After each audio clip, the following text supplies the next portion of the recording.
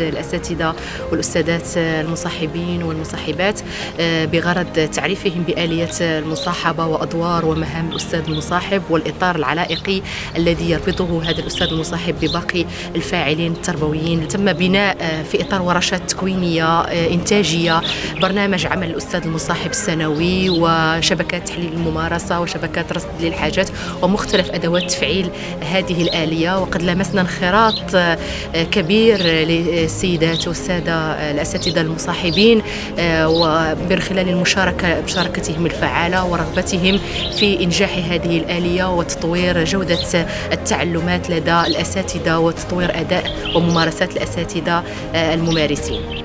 وكانت المناسبة فرصة لتعميق النقاش حول آلية المصاحبة، وكانت فرصة كذلك لتبادل التجارب والتقاسم، خاصة أن الدورة جمعت مختلف الأسلاك وكذلك جمعت الأساتذة الجدد في المصاحبة التربوية والقدامى، فكانت فرصة لتعميق النقاش والتبادل وإغناء تجاربنا، وكانت فرصة أيضا لأن ندقق في مجموعة من الأمور والمهام وأخلاقيات الممارسة. ثم أكثر من ذلك لنا رغبة أكيدة في تطوير هذه الممارسة وإعطائها آفاقا أرحب. الأستاذة سعيدة الخيري، أستاذة مصاحبة في التربية الدامجة ومديرية إنزكان أيت مليون. استفدنا طيلة هذه الأيام الثلاثة من تكوين يهم المصاحبة.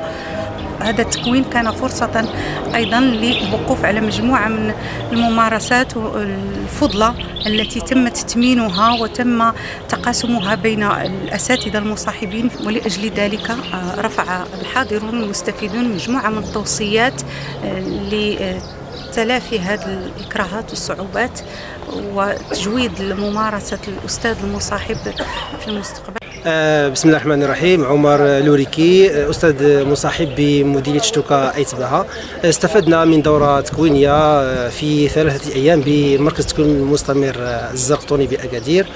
وبالمناسبة أتقدم بالشكر الجزيل لجميع المؤطرين الذين قدموا لنا آليات متميزة لتجويد عمل الأستاذ المصاحب.